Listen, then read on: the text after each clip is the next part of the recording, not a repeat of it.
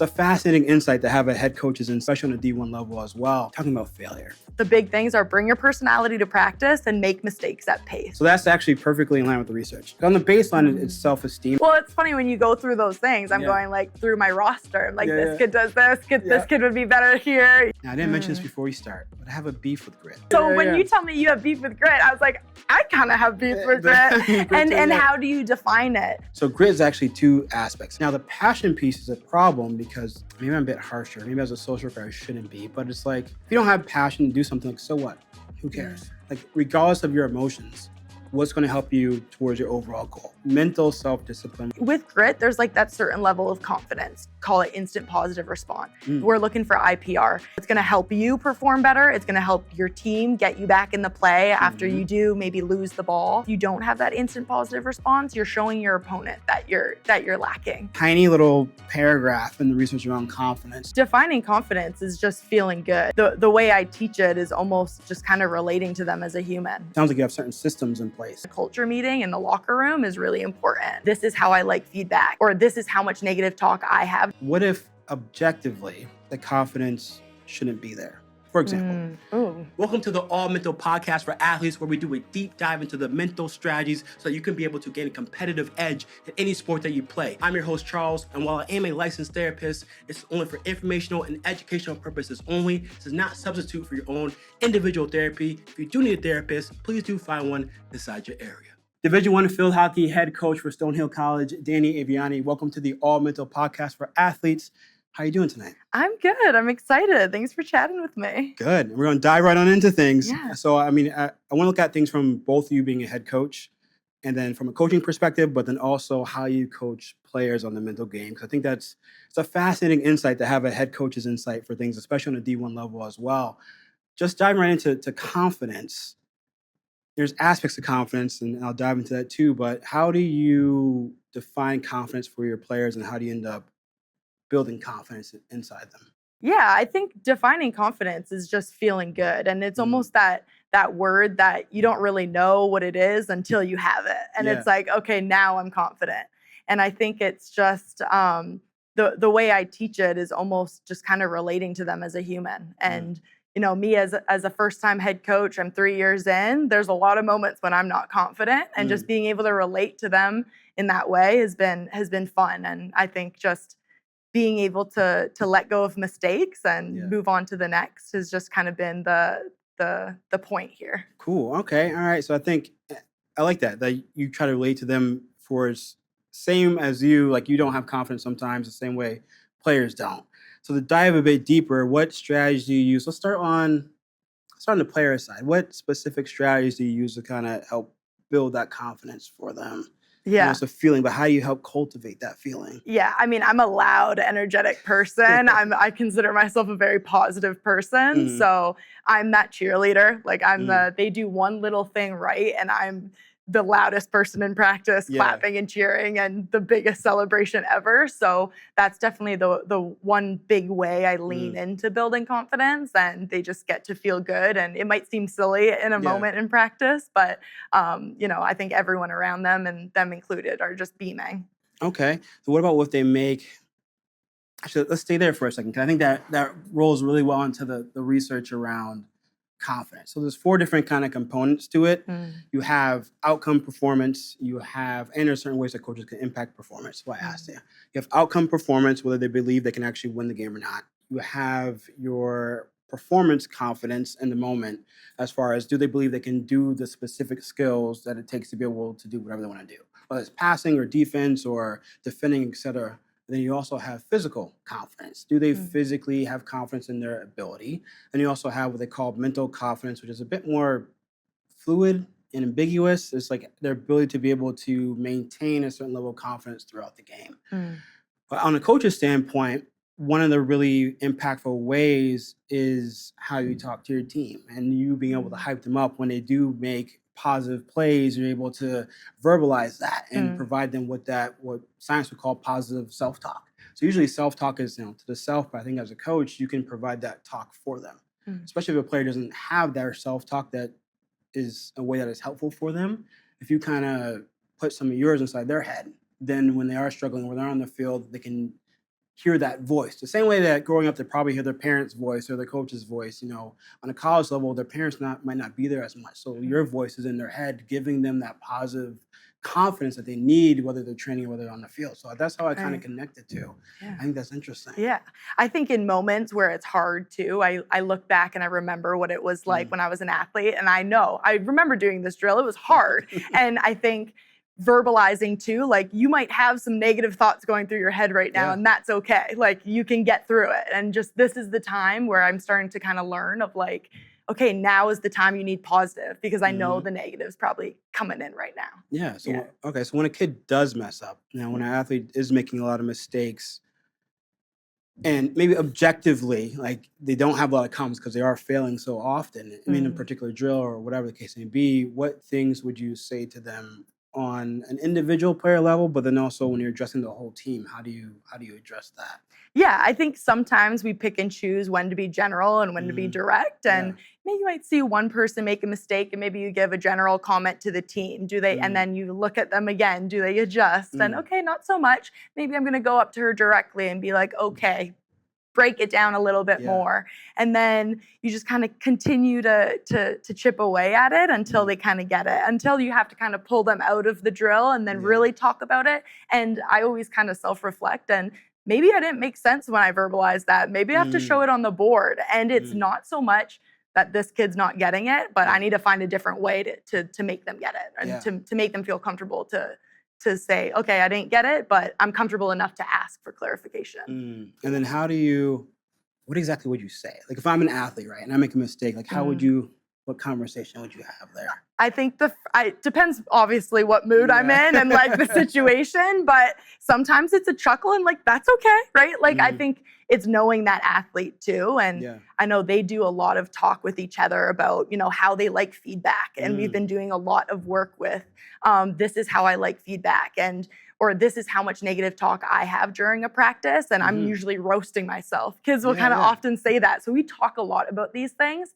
and it kind of just depends on my relationship with them. Can I be like, okay, tighter reception, or does it have to be like, hey, that's okay, just forget about it, let's try again?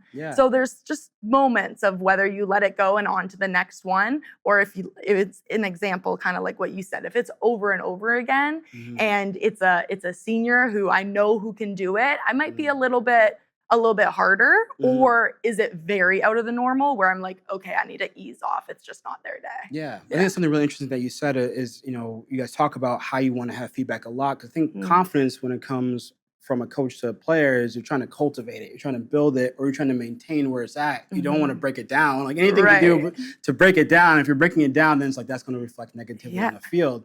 But that process of talking about how they would like feedback, is that something that you set up and do as like a workshop, or like is like in the beginning of the year? How do you do that? Yeah, usually in the off season when we have more time, we do culture meetings, and just it turns into, it's a culture meeting, but it's also just building relationships with each other. And I think what really started with it was just starting to see people's motivation, whether they're motivated with the team or a little bit self-motivated and people competing against each other. And I think it's been one of those things that it's like, okay, well, if you want to perform better, you got to get the other people to perform better for you. And how can you make other people work for you and get the best out of them so you can get better? And other people just want to be like, I want to be the best teammate ever. And so it's just been fun to balance those different things, and just really seeing the growth in the last 3 years has been insane, and it's been paying off. I think that's cool too, because you have those different personalities. But one thing I'm glad we got to this point is like, it sounds like you have certain systems in place that in that culture meeting, it does a couple different things. One, it does two really important things for confidence. I think one, it sounds like it builds that culture piece. They get relations with each other. They get to learn about one another. And also for that specific conversation about feedback, that's cool, because then as a coach, you need to know like, oh, this is how they want feedback. So this I can give them feedback so they can end up performing better, and also maybe build their confidence, whether they're having a tough day, like you mentioned, it's out of the norm. So it's like, all right, let me come at this from a different approach. Maybe they want to be coached hard. So it's like, hey, I know you can get this done. I need you to be able to buckle down and get it. And then, I got it, coach. And then they're in the zone all of a sudden. Absolutely. So it's like, that's cool. But I think how you set up systems for your team allows that to be a core building foundation. I think any coach could really think about like, what systems do they have? and what purpose do those systems serve, and how can they adjust or change or adapt, or if they have a systems where they have regular meetings, but they actually realize like I don't actually input things for them to build relationships with another. Maybe I should, which is a good idea. Because on the other aspect of confidence, you have the culture to player. And on that aspect is really building a mastery mindset. So what the research found was that when a coach builds or aims to build a mastery mindset, which is essentially trying to make small improvements on a regular basis and aim and keep that focus towards improving. Because if someone makes a mistake, it's not, hey, you suck. It's, hey, this is practice. Yeah. This is why we do practice, to improve this specific thing, whatever you're doing. Yeah. That's what we want to do. Everything is about improvement. And as you said on your whiteboard, like you need failure to be able to determine what success is. Yeah. So shaping that is really important as a coach. And so you can do those in the culture meetings. And on a teammate standpoint, then being able to understand one another, and especially the leaders in the room to understand what other people are going through, or what their purpose is, or what their function is. Are they more of an independent type of player that focuses mainly on their game, or they want to be the best teammate ever? Either way, that I think that core fundamental point of we got to help each other so we can be able to win as a team. So if you think just for yourself, that's fine. But if you want to play better as a team, you got to help your other teammates play better as a team. Exactly. It's going to help you play better as an individual. Yeah. And so therefore, one of the key strategies for that is when the leaders are able to tell their teammates that they believe in their ability to be able to win, that they believe in their ability to be able to do whatever specific aspect of the sport is for them. And every sport is different. If you're in baseball, you believe in their pitcher to be able to pitch and stay focused, or the outfielder to get the ball. If it's football, I believe in the offensive tackle to be able to make this block, so I don't need to worry about my blind side, so I can go over here. If you're in field hockey, like I believe that you're going to be in the right position, or if I pass you that ball in this shot, like, no, you can make it from that angle. Yeah. I hit you there because I know you can make it from that angle. So that's going to help build confidence as a whole team. So it's really cool that you have systems to be able to be in place for that. Absolutely. Awesome. And it's one thing for them to chat with each other about how to, and it just takes time to learn too. You might totally give someone the wrong feedback in the wrong tone and be like, oh yeah, she didn't respond very well, but that's okay. And I think the off season, we talk about that. Get uncomfy yourself, but also give other people grace to be uncomfy and do the wrong thing sometimes. And that's fine too. Awesome. Cool. I like that. And another aspect I didn't actually talk about yet in the podcast on the confidence side of things is, actually, before I get there, I want to start here. Okay. End game, how's it different? Like, is it different between practice and end game when you're trying to be able to instill confidence in your team, or is it kind of similar?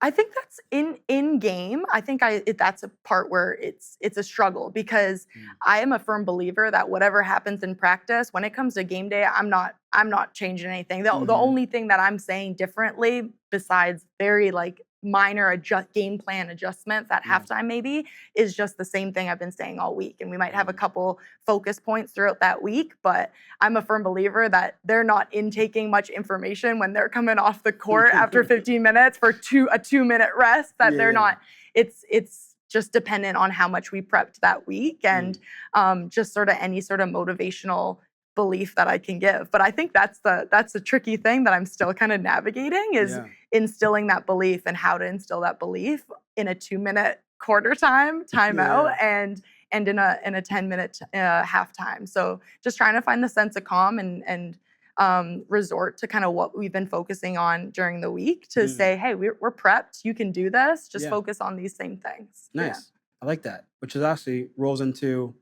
the other quadrant of confidence, which is performance, or not performance, but physical confidence. Yeah. So a lot of times for athletes, and everyone's kind of different, but some people find a lot of confidence in their prep. So if they prep really, really well, really, really hard, then on game day, they feel confident because it's like, I did all I can do. Totally. So because it's interesting, the mental game as a whole, because once you step on the field, on the court, wherever it may be, is you can't get any faster.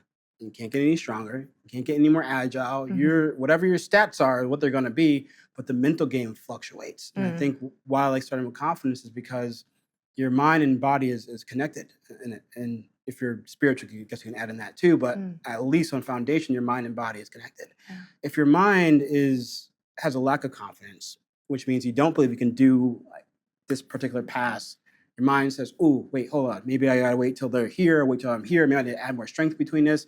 In that little split millisecond of thinking, you're slower. Like your brain has to tell your body through neurons and linear sheath and whatever, yada, yada, how to move. So if you're slower, you react slower, and then you actually move slower. Right. But if you're more confident, then you're like, oh, pass it. And I trust my preparation because I passed, I don't know how many thousands of times during practice. If I need to get the ball here, I can do it. Totally. Boom. And then you react faster. So then that defender is literally a half an inch behind because you reacted fast. If you're a millisecond slower, then you tip the ball and it gets deflected and et cetera, so on and so forth. So I think confidence is really cool, and that preparation, I like that. So when you're thinking of like your little 2-minute things, it's a really good one. It's like, hey, we prepare for this, we're ready for this, we prep for this. Yeah. We're already good. And then even if, and this is my other question for you too, on the flip side, because I haven't talked about this aspect of confidence. I'm interested to see your thought process in this. Is what if objectively the confidence shouldn't be there? For example, if you're facing a really tough team, like think about it. I will start with the outcome confidence, the ability to think that you can win the game or not. You know you have a tough team coming up. You know they destroy everybody. And in theory, your percent chances of winning is probably 15%. Yeah. So you know that. The team knows that. They only got a 15% chance of winning. So objectively, confidence might not be there. What do you do in that sense for your team as a whole? This is so relatable for Stonehill, right? Moving from Division 2 to Division 1. Yeah, and it's working because every single year your record has improved. It's increasing. Yeah. It's crazy to think in our first season of Division 1 that there were so many games I went into thinking like, we actually might be able to do this. And then looking back on it, it might have been naive, but it's me convincing myself that we can do it, and then trying to find ways to convince them. But I think that's kind of where you have to turn it. We talked a lot, initially in our transition with defining what success is. We don't have to win the game for it to mean that we did very, very well. So we really had to break down what success looked for us. And that might have been connecting 3 passes in our outlet. That might have been getting the ball over the 50. That might have been just not allowing them to come in our 25 and us just holding back and playing really solid defense for an hour. So it was really just trying to find those successes. And at quarter time, we only gave up 1 corner in that quarter, and really defining that so we could feel good about it. Got you. Ooh, think about that for a second. That's interesting.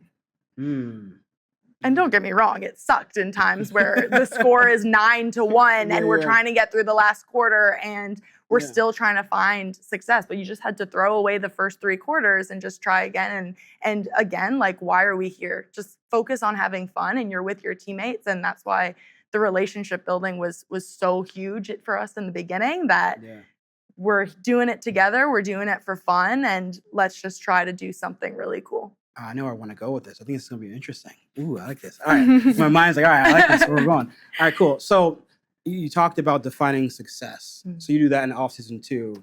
Again, like systems thing. Like at some point in the offseason, you take some time to get your players to be able to define success.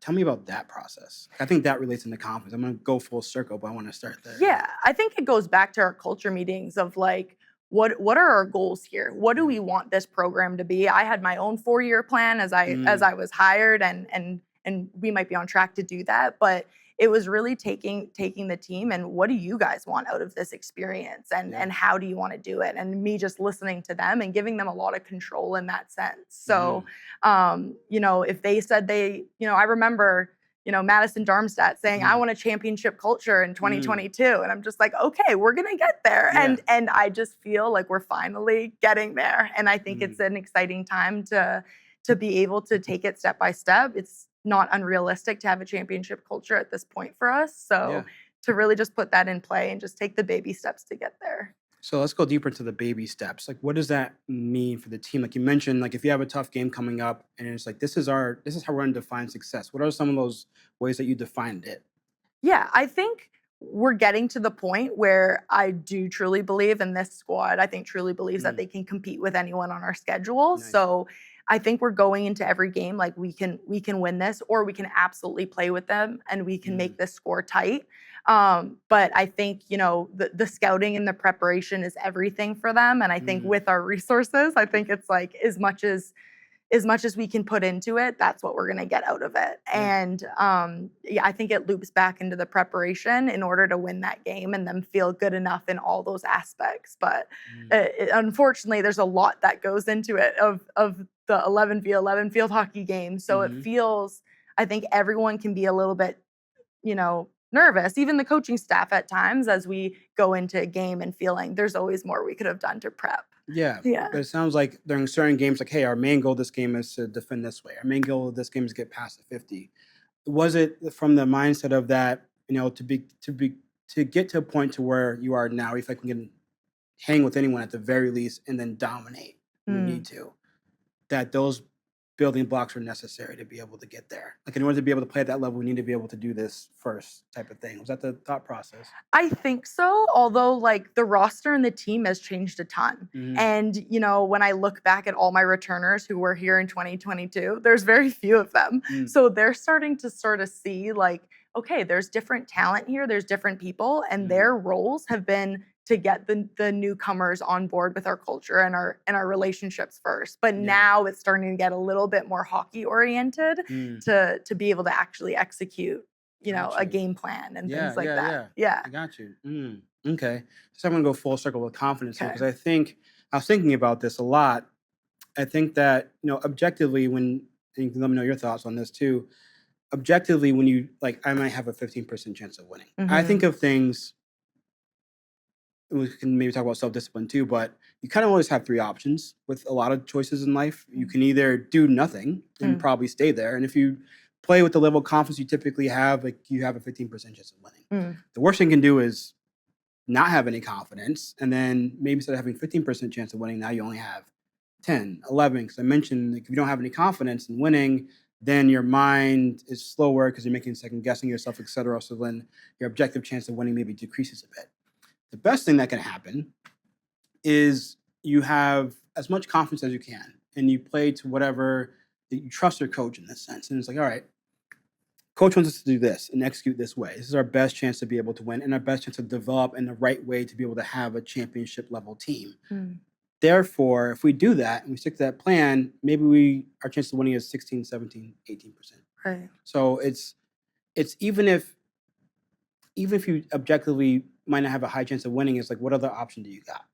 What option is going to get you to where you want to be able to be at? Right. And then through that time period, like, as your team flows through and gets stronger and gets more cohesive, and now, like you mentioned, get to the point to where now can actually execute when we need to execute on, then that was the best pathway to be able to get to where you are now. Right. Type of deal.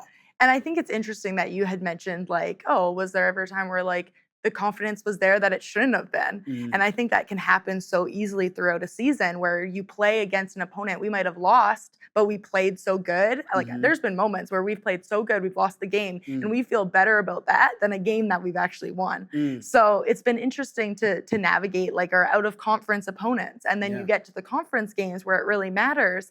And does that confidence linger from when we played so good against that top ranked opponent versus the pressure of this game really matters? So that's been a challenge as we, add new people and they're young and they haven't experienced all of our culture and our leadership development. So definitely a challenge there. Cool. All right. The other half of that is the performance confidence. So, and this is more individualistic. So if you can maybe pull from your time as an athlete too, like, as an athlete, so the tough part about confidence is that it wavers. Like, throughout the game itself, they have a tough time measuring how people's confidence are, because they can measure it before the game, after the game, but during the game, it wavers. Right. And on the performance confidence, which each individual move, like, if you're, for example, let's say, you're an attacker, you can shoot really well from the right side of the field.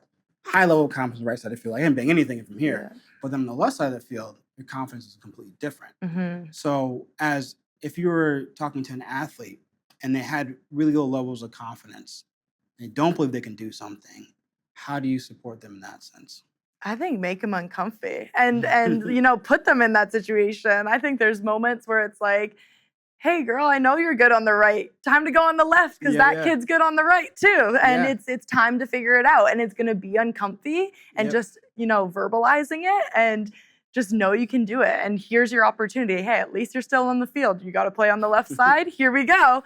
And just kind of giving them that opportunity to just kind of make it what it is. And I think sometimes they just need to be put in an uncomfy position because it's too easy for them to be like, nah, I'm too good. I just like the right. No, thanks, Dani. I just like the right. But I think just, pushing them a little bit. And I think acknowledging, I've said so many times to them, my job's to push you. My job's to push you. And like, this is what I'm doing as your coach. Like, I'm putting you there because I know you don't like it. And just kind of being super honest with them has kind of been my way of kind of going about kind of pushing them out of their comfort zone. Yeah. See, this is why I like doing the podcast. This is really cool. So that's actually perfectly in line with the research. There's a tiny little paragraph in the research around confidence as to where failing actually helps you build confidence. It can make it more concrete, that left side thing. If they never hit on the left side and then they play a game to where someone's really strong at defending on the right and they have to hit on the left side, the confidence is going to be low because they haven't done it before.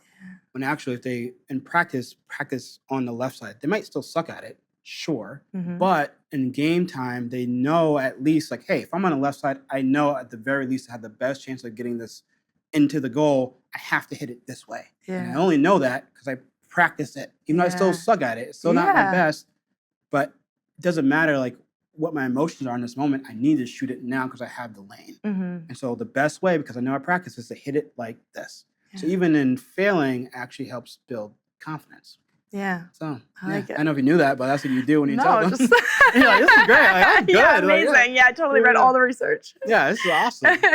See, that's why I like talking on the podcast because those moments are like, oh, that's really cool. I think if players realize that, they would be like, oh, okay, I get that. So if I'm going to feel confident, I got to be able to do it. I got to be able to practice it. If a bowler never practiced hitting a split, like the two split on one on either side, when it comes to it, they're just like, I'll just hit one. Yeah, at least I tried it before. Yeah. But then if it's like, oh, I need to hit both of them, I know I at least have to do like this to be able to get them both. Type of thing. So it's really cool. Awesome. Ooh, all right. I like how you define success. I like how you build confidence. I want to tie these two into talking about failure. I think it's just, I know I have the quote in my office, but without failure, we wouldn't know what success is. I think you're going to fail 100 more times and you're going to find success because I think we're naturally hard on ourselves and there's just a lot of, it's easy to find the failure, I think, and it's sometimes you kind of overlook success. So I don't know, we just really, the way we try to approach mistakes in practice, and those are failures. Those are failures, but I want you to make the failures because once you get the success, it's going to feel really good. And you're going to really be able to acknowledge that success after like messing up 100 times in practice. And then once you get it, it's going to be worth it. So accepting those and really trying to create an environment to allow mistakes to happen and not making them think that, oh, when you make a mistake, you're going to come off the field. Right. So how do you do that? How do you create that environment that makes them comfortable to allow mistakes to happen? Gosh, it's hard. It's really hard. I'm still trying to figure it out. Again, just trying to verbalize it. All I've been trying to do is verbalize it. I think, I still think I'm young and I can demo, and sometimes I jump in and I make a terrible mistake, or I demo and I whiff, and that's okay. Or when one of my kids goes and tries to do a reverse shot and wipes on her face, clapping at it and like being able to celebrate that and being like, yes, I want more of that. It's, the big things are bring your personality to practice and make mistakes at pace. And just trying to really keep that as the focus. But it's harder. It's way easier said than done. And there's moments when it happens, but there's a lot of moments where I can still feel kids are kind of hesitating and scared too. I think, going back to confidence, and I think I want to wrap. I feel like we're going to get here by the time we get towards the end of the podcast. It's going to wrap really back to confidence. So I'll save. There's one thought I have bubbling in my head about self-discipline, about how that can support with confidence and whatnot. So I'll save that bubble in my head. But I think that bit of like having fun and come to make mistakes is the mastery mindset, like as a coach, to build confidence, because it's that you're going to make mistakes in practice. That is expected of you. If you're not making mistakes, like you need to try something different and push yourself more. Because in those making mistakes, like we mentioned, you end up learning how to be able to do that thing. And then when you get into the field, that's when you're going to be able to have that success, or like closer level of success, because you've made all those mistakes to be able to have in the past. I might be able to give you some ideas for us helping kids handle mistakes. There's an interesting line of research. I was like flipping through the research again today and a couple of days ago, and I missed this piece that I haven't talked about in a podcast before. I'm like, oh, sweet, I'm going to bring it up here. Nice. So there's an interesting bit of research to where they looked at what makes people handle failure better. On the baseline, it's self-esteem. I kind of talked about a couple different podcasts. We can dive through that here too. But on a baseline, building self-esteem helps people be able to handle failure. Now, there's more concrete scientific research of how can you deliver the failure that makes someone actually learn from it. I think it's one thing to be able to handle it, another thing to be able to learn from it. How can someone learn from failure is the research. So there's a couple of different ways. There's 3 good ways to do it. Either people learn really well from their successes. So we show them the success, like, oh, I see what I did really well there. Learn away from that. Learn from other people's successes. If you're watching film, like, oh, my favorite field hockey player does this. I like doing that move. I can learn from them. I can be able to implicate that. As far as failures go, they learn just as equally well from other people's failures. So if they watch someone else making a failing maneuver or out of position, etc., they will learn from that. Like, oh, that person did X, Y, and Z, and that's why this happened. Yeah. What they don't learn really well from is their own failures, especially I guess that people see as an ego hit. Like, I failed, I did something wrong, something's wrong with my game, I'm not a good athlete, etc., so on and so forth. So in theory, actually not in theory, I guess based on science, if you showed them like the third person point of view, which is kind of hard to do in a practice sense in like real time, but if people saw from, I guess this would make more sense if someone's making the same mistake over and over again. You pull them aside and maybe the next day, like, hey, I pull up some clips. Here's what all these different athletes do. Can you point out what they're doing wrong? They would, in theory, be able to point out like, oh, they're doing X, Y, and Z. Like, that's what you're doing. So that's one way to be able to help people handle failure. Yeah. What do you think about that before I dive into the whole self-esteem? Yeah, I think that makes sense with the third party. I think that's kind of why myself and my assistant coach, like sometimes we pause the entire drill to go over one person's mistake. Yet that person probably feels like horrified that they're being called out. But really, it's not necessarily pointing out your mistake and your failure, but allowing other people to learn from that. Yeah. And so it's definitely a trial and error and trying to figure out what works the best. But no, I like it. I like the third person, and especially film. It's obviously easier to watch someone else fail than yourself over and over. They did this so wrong. Yeah. And film's just like a crazy game. Everyone watches film and they're just like watching themselves and waiting for them to make a mistake, and they're just like anxiety ridden with it. Yeah. But as soon as we turn it into how do you learn from it, where when I first talked about like acknowledging the failure, it's like, oh man, well, are they just getting used to making a mistake and just letting it go rather than learning from it? So I'm going to think about that a little bit harder. That's cool though. It's like that one person, like, I'm horrified. Everyone else is like, I'm learning great from your mistake. This is amazing. Yeah. And like, whoo, it's not me, right? Great. I'm going to try don't do that next time. Yeah, but that kid's also maybe they really helped a teammate that day. And it's something that they don't see in that moment and they don't feel in that moment. But, I guess once you become a coach and later on down the line, you start to think about it. I just encourage everybody to become a coach. That's what I do. Become a coach. You see it from a different perspective. Let's dive into the self-esteem thing, because I think this would be really cool for culture meetings. Self-esteem, this is also theory, but it should work. Self-esteem essentially falls into 3 different buckets. You have social self-esteem, physical self-esteem, and academic self-esteem. And from a sports perspective, I think academic is like IQ. Film, physical self-esteem is like your strength, your agility, etc. Then you also have your social self-esteem, which is like building a really not culture sensitive, but building a culture around strong relationships with one another, each individuals. So in theory, those 3 pillars kind of build up self-esteem overall. So if someone wants to increase their self-esteem, it depends on which is most important to them. So if you have a player, it would be interesting to kind of find out from your players of like, what is your self-esteem, like what is your main category? Because if it's social, then it's like, all right, I know for them, I got to get them really involved with like their teammates and having a strong social mindset. So then when they do make mistakes, they have a high level of self-esteem, because when you have a high level of self-esteem, then you actually handle failures better. You actually accept the failure and you see that, oh, I did fail and this is how I failed. But my teammates are going to help me through this. Yeah. So if they have the social, that's like one way they can be able to handle failures. Yeah. If they have the physical bit, then it's, well, physical's harder. I did that one last. If they have the IQ bit, then like they might be a really good film person. Where like I like to watch myself on film because I want to see what I did wrong. That's the best way I learn. Yeah. Or if if they feel like, hey, if I watch myself on film and watch others, I can then make adjustments to my failures. But then if someone is physical, I guess, I don't know, the one thought I have is like drilling the crap out of them until like they really get it. Well, it's funny when you go through those things. I'm going like through my roster. I'm like, this kid does this. This kid would be better here. Yeah. So it's cool because you can be able to, and I think it's cool if they can able to identify which self-esteem kind of fits for them. Like that's your thing, cool. That's your bucket. Work on that, and then notice that when failures do occur, pull from that bucket. Right. So if it's like I failed, oh my god, like no, I'm someone that likes physical. I got to practice that more. Yeah. I'm gonna get better because I'm gonna practice that more, and that's that mastery mindset. Like I failed. I'm gonna lean on my teammate. I know my one homie tells me what I did wrong all the time, and I listen to that person. If coach tells me, I'm like, if this person tells me, I'm like, but if they tell me, for some reason, I listen. Totally. So if I know that, I gotta go to that person. Like, what did I really mess up? Like, yeah. You really did X, Y, and Z wrong. Yeah. That's cool. Yeah, that's awesome. That's awesome. I feel like through our program, we're starting to shift a little bit more into, okay, now there's a lot of varied self-esteem. Like the core of self-esteem is very much more varied now than ever. Whereas before, everyone was kind of on the same level. So everyone, we just relationships, pick each other up. Yeah. Now we're getting to the point where it's like, no, I know I messed up. I don't need you to tell me that I did a good job. Like, I know I messed up. Don't tell me I did a good job and don't tell me to get the next one. Like, they need something else rather than relationships there. Yeah. That's cool. Yeah, those 3 pillars. Nice. Yeah, whatever one is their focus is whatever one they can use to be able to build their overall self-esteem and then handle failure.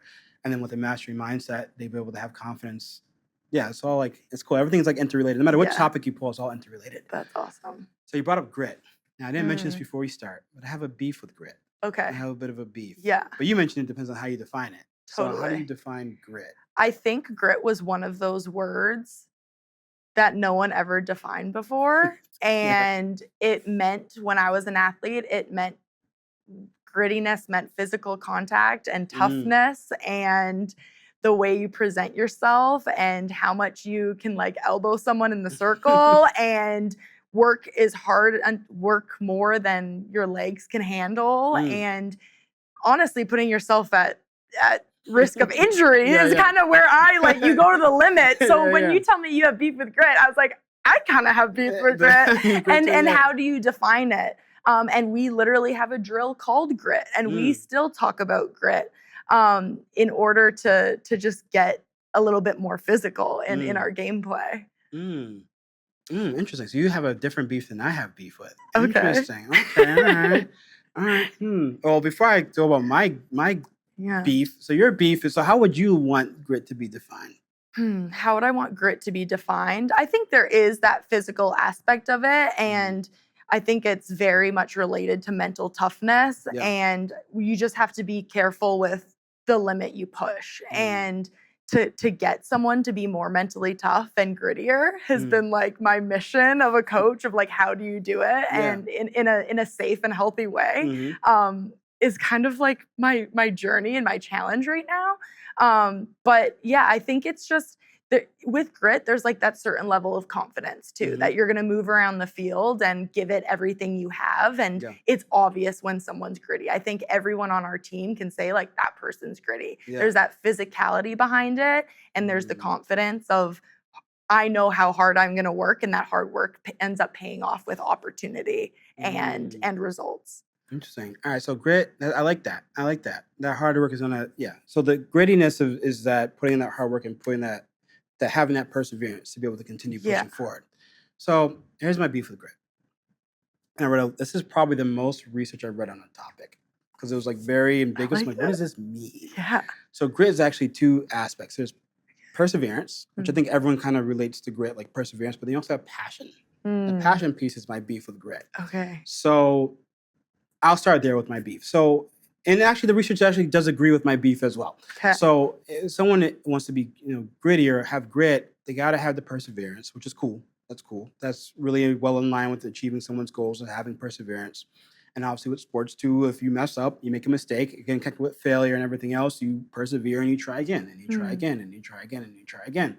Now the passion piece is a problem because, as you know, you're not always going to have passion when you're doing a sport. No one's to wake up early. You have class. And especially as an athlete, as a college athlete, you got to have class and you have people that you want to hang out with. And you don't feel like doing a lot of things. You don't feel like eating healthy. It's a really delicious thing that's happening inside cafeteria. Like you're sick that day a little bit. You have a cold, whatever. So passion is not always going to be there. And what the research found is that passion actually isn't very helpful for grit. It actually decreases grit overall if someone doesn't have passion. Actually, sorry, when you add in the passion piece for it, passion and perseverance actually decreases grit overall. So actually, perseverance is really what you would want. And so the passion piece, I was like, all right, what would be a safety net if you don't have passion in certain moments? Because just what the reality of it is. I mean, people like to think it's all fluffy. It's not always all fluffy. But before I get to the kind of the safety net for passion, I think for perseverance,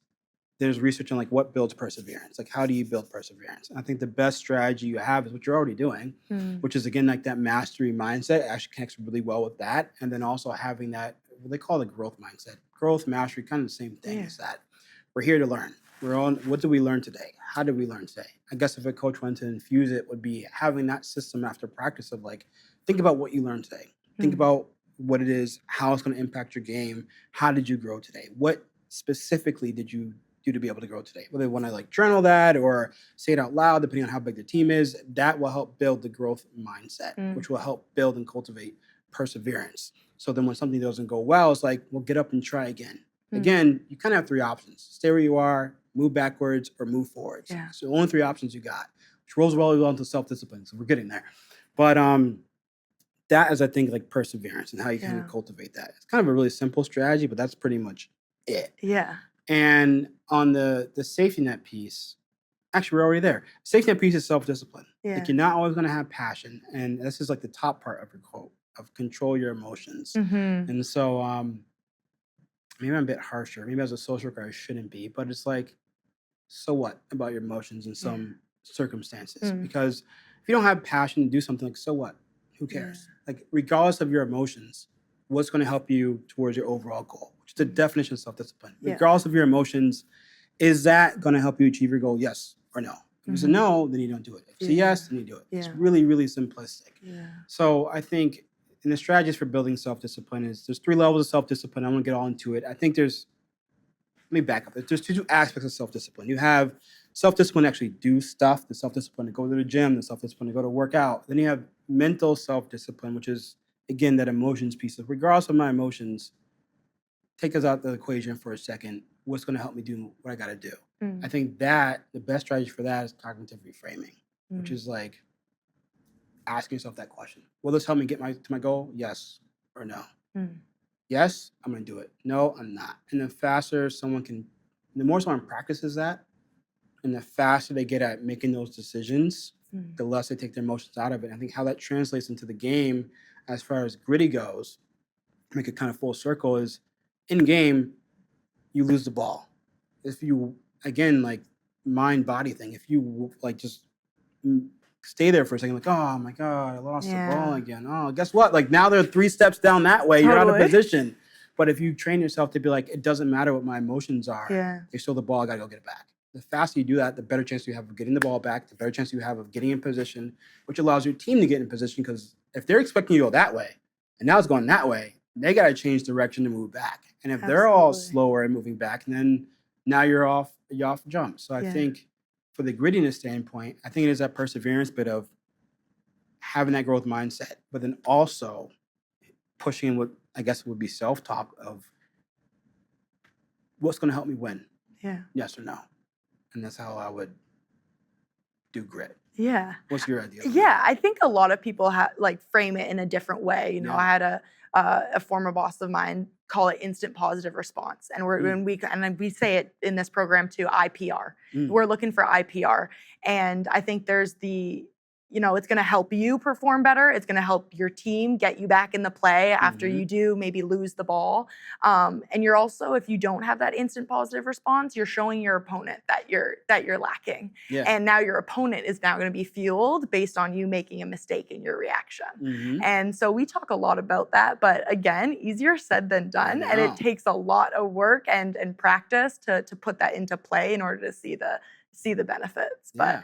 But the instant positive response has been something that I've kind of held on to, and in not just field hockey, but a lot of different situations outside of sport too.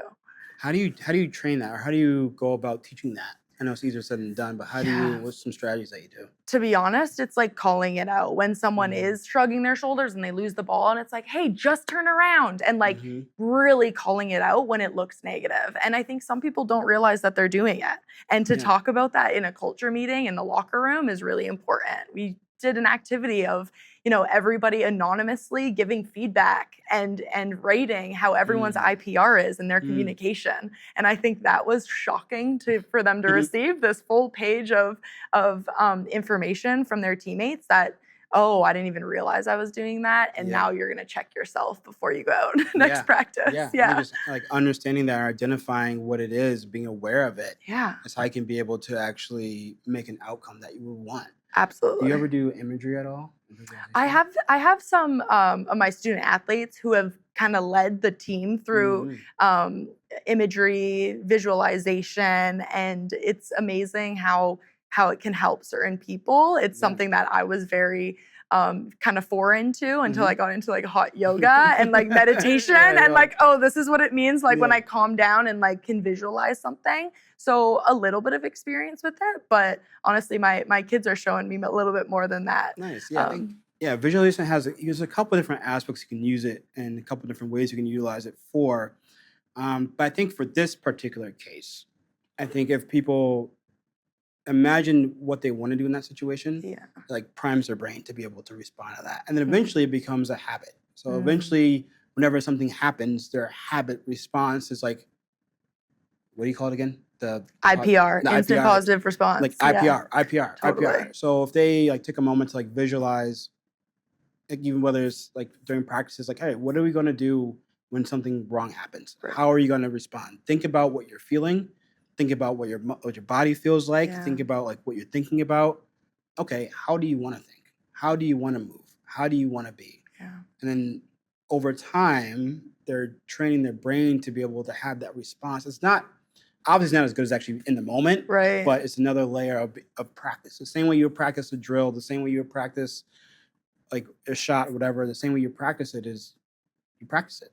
Drill it. So it's just drilling your mind to be able to have that response. So there's other ways to use visualization that we'll be here for the next 20 minutes talking about those. So I won't talk about that. But this is one way to be able to do it. Because you were mentioning before of like when you're deciding, is this going to help me get to my goal or not? That's like the pre-work as far as reflection. Like reflection hones everything in, but that's like almost the pre-work of, okay, this is what I'm going to do before I do it, of like evaluate the self-discipline. Is this going to help me or not? And then you do it and then you reflect. And I think if you can kind of like nurture that, and then you're going to kind of have that competitive advantage as you go. Yeah. I think even if someone's like, and this relates to everything as far as the mental game, if someone's like, well, that's a whole bunch of different tiny little steps, how much will that really help me?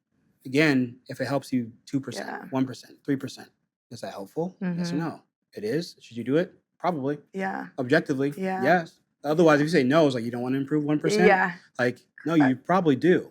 Yeah. And also, like you mentioned, like it helps in all different areas of life as well. You don't feel like doing the papers. Instead of procrastinating for 15 minutes, will getting this paper help me be able to, with my degree, or be able to relax more? Right. Yeah. I should probably put my phone down and do it. That's like self-discipline is the highest. You have self-control, self-regulation, self-discipline is the highest one. I also think too, connecting full circle, this is my point I made earlier, all the way back to confidence. Especially on the performance side, if you don't feel like at a certain point in the game, maybe you're having a bad game overall, so your confidence is shot. I think, and I was talking about this with another sports mental person, is confidence is really a popular topic.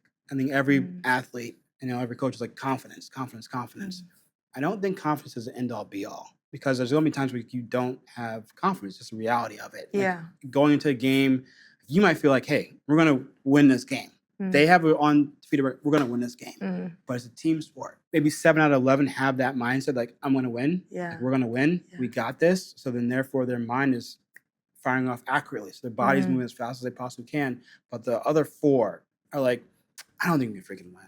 I don't believe this. I don't know if I can really win. I think they're so much faster. She has so much agility. So then they act slower. And whether they know it or not, and they move slower, then they actually perform worse than they typically would if they just played as they typically would. Right. So then objectively, the team plays worse because those 4 don't have confidence. Right. So in that situation, it's like, what can you do when you actually really don't have confidence? I think that goes back to self-discipline. What doesn't matter? If you feel like you don't have confidence, who cares? Either you stay where you are and can have your normal level, or you have no confidence and therefore you're playing worse, or you say, hey, it doesn't matter.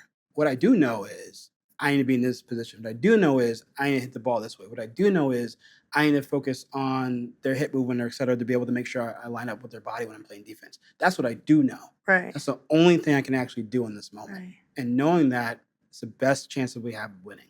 Yeah. So that's it. It doesn't matter what my emotions are. That's it. So I think self-discipline in a lot is a really good safety net. Again, it's just like practicing that mindset. Now, if you go too far, you just become emotionless. So like, right, yeah.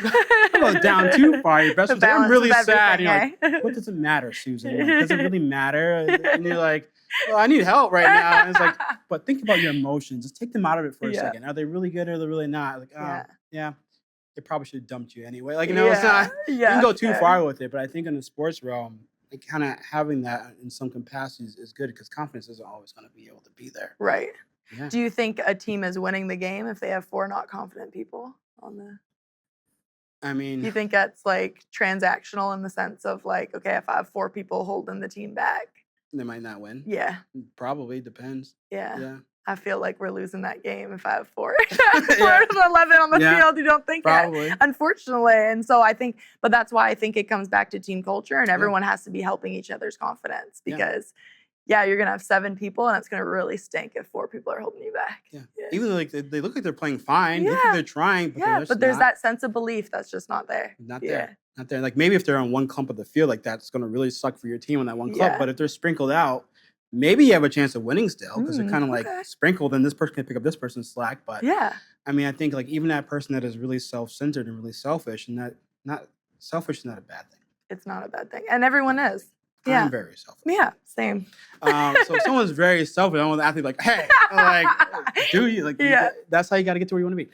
So if someone's really selfish, and it's like, well, it's about me. I want to make sure I'm performing. I can't control what they do. Yeah. I can only control me. Yeah. At the end game, like, what do you want to do? Do you just want to have good stats, or do you want to win? And also, your stats are probably predicated the fact that everyone else plays well. So if you get a lot of assists, that's like your goal. You only get those if you can be in a position to give assists. If you want to be able to have a lot of defenses or things deflected, you don't get in that position if other team plays well. So, like, even if you're very selfish, again, self-discipline, at the end of the day, does it help you win if you tell your other players that you believe in them and help them build confidence? Yes. Yeah. So if you want to win, if you want to play better, that's literally what you have to be able to do. I think that covered a lot of amazing. I know you almost got into goal setting there, and I was like, that's a whole other thing. That's a whole other thing. Because people will say, I want to score 10 goals this season, or I want to have a bigger role. Like, I just think when you make goals that are so statistical or dependent on playing time, that's not in your control. It comes down to so many other people. So it scares me a little bit when people get a little bit too focused on stats or playing time. Actually, we can dive in that for a second because there's interesting research that actually comes from New Year's resolution research. I read a paper and I was like, oh, that's fascinating. So when people create goals, it actually does roll into confidence too, as far as the performance piece. Because if your confidence is based on your ability, not performance, on physical confidence. If your confidence is a section of like, hey, if I practice really well, I feel like I'm confident. This also rolls into like goal achievement and making the practice on time, etc. Nonetheless, New Year's resolution research, they found that when people have really specific goals, first of all, everyone usually fails their resolutions by month 1. Right. If you make really specific goals, and you actually fail harder because let's say it's, what's the goal players usually have? Sorry? What's the goal that players usually have on like a general goal players typically make? Well, I think like, there's fitness tests and you're like trying to get a certain score on a fitness test. Yeah. So, so let's say you have the fitness test, right? Someone makes a very specific goal to like, and it's really, really high up there. Yeah. let's say they don't make that goal. Mm. Then they get really down on themselves, and then they feel like, my fitness isn't there. I'm going to stop trying, and then they kind of give up a little bit because they feel like they're so out of reach. Mhm. Maybe the fitness test is in like a month, and they test themselves 2 weeks in, and like I'm so far off, like Right. I'm not going to make it. Yeah. Right. But if someone had a fitness goal that was general, that I just want to be able to improve more than I was last year. Mm. Maybe they still make that goal up there, but like it's more important that I end up improving. Even if they don't reach that goal, the fact that they've improved actually makes their mindset better about that goal. Right. So I think when people make goals for themselves, kind of do it two ways. Like you can make it more specific because you need a specific goal to kind of figure out what you need to be able to do, but Right. have at least an overarching goal. Right. That is in line with your, actually it's connected to another aspect of research too, but have an overarching goal. So I Yeah. want to be able to get better at passing. I want to Right. be able to get better at shooting. I Yeah. want to be able to get better at defense. And what's all the different sub goals that are going to help me be able to get there? Well, I need to be able to improve my agility. I need to be able to improve my leg strength. I need to be able to improve X, Y, or Z, my flexibility. So these are all these little sub goals. And if you have an overarching goal that is general, then that gives you the flexibility to adjust all these different sub goals around where it's like, okay, I had strength as a goal, but I'm doing a lot of strength work and maybe I need to actually do a bit less. I need to be able to do more reps and lesser weight. That's going to help me build the muscles. I need to be able to move longer all game long and build more endurance, whatever the case may be. But because you have the overarching goal, you can then be able to adjust. Secondly, actually provides you more motivation because motivation comes from, I know we're getting off topic here, but I think it's a nice little bonus thing. Motivation really comes from being in line with your goals. So if your goal as a team is to win, it actually goes back to self-discipline too. If your goal is to be able to win, this little thing is going to be able to help me win. I think it's dumb, but it's going to help me win. Yeah. All right, that's cool. I have motivation to be able to go ahead and do that thing. So yeah, there's all these little tidbits of research that tie in. Absolutely. But goal achievement is interesting. Yeah. Yeah, it's interesting. Because you have the SMART model. I know you talked about the SMART model before, and we're reviewing that right now mid-semester, like being specific. But you have to be specific, but it also has to be measurable, and it also has to be realistic. So once you tie in the whole model, it seems to make sense. And it's just like about being super realistic with that goal and the balance. It's hard to goal set, I think. Like sometimes it's hard because you don't want to shoot too low because you want to push yourself. And I think it's just if you do it more often, I think you start to like understand who you are and what you can achieve, and kind of it's like a skill to goal set almost. Yeah. Definitely at the very least have an overarching general goal. So whatever, because your injury's gonna come up, something sickness is gonna come up, throws off your whole goals. Like, hey, I still aim to get better in this regard, so I'm still achieving that goal. Yeah. I'm still getting there. And I think it goes back to like failure and making mistakes. It's also okay to not hit a goal. Yeah. I think you can set a goal and sometimes you don't hit it, and that's okay. Yeah. So did you get better at it? Did you get close to it? Did you make progress towards it? And that's okay if you can define that success. Exactly. Yeah. I agree. Yeah. Cool. And having that mindset to start off with is going to help when those things do happen. Yeah. So you don't like crumble into like a little million pieces. Yeah. You're like, all right, I have this goal. Like, yeah, everyone wants to play perfect.